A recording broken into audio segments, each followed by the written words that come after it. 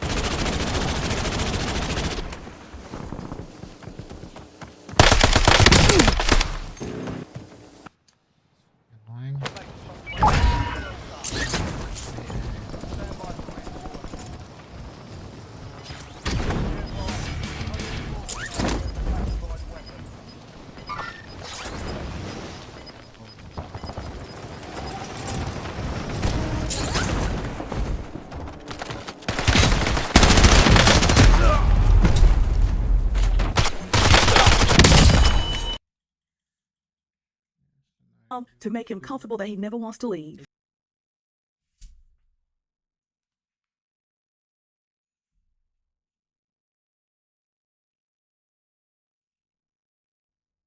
Exactly. Now, at this point in her life, she understands that she does not have to compete with her man, right? And this is her going through her journey of understanding what is true and what is not. And I respect that so much. I don't know what it is about older women, generally speaking, when they have bad results with relationships or marriage, instead of like telling younger women the truth to get them better results, they'll tell them basically to do the same things that they did to get them in the position that they are. I don't know what that is. It's very specific to older. Like if there's an older man who ruined his life from like alcohol, like he was just an alcoholic and he destroyed his family, and he seen the younger man drinking his pain away, he would tell that young man to stop doing that now before you destroy your life. For some reason, when it comes to older women who get bad results with relationships, instead of trying to encourage younger women to do it a different way, they basically just tell them to make the exact same mistakes that they made. So I really respect her ability to admit that she was wrong about certain things. And I think that that's what it means to be self-aware and what it means to be a human that's going towards being better. And I think that that's like, there's dignity in that pursuit. The Reaction Creator Academy course, Learn to Turn Social Media Moments into Real Money, has been an absolute success, and I want to say thank you to you guys who have decided to support me. It's been doing way better than I ever imagined, and this is something that I've worked on. This is something that I put out, and this is something that I'm proud of, and I'm happy to say we've been getting all kinds of good reviews. Yo, finished the course, and I'm fired up to post a reaction video. The course was pretty insightful. I got all the gear, and I'm ready to go. I just bought your course. I've been having trouble with my thumbnails and titles not landing how I want. Thank you for the tips, plus the section about the AI was cool. Hey, yo, PMP, I got your course. Thank you so much for creating this course. I wanted to get into streaming, but did not know my niche or how to start. Watching you showed me that I'm more of a reaction creator. Keep a lookout for POP. Ordering my equipment tomorrow. Respect. Yeah, the course was great. Some of the info you were giving was right on point. I really enjoyed Education is and how much we make. You couldn't have convinced me of that.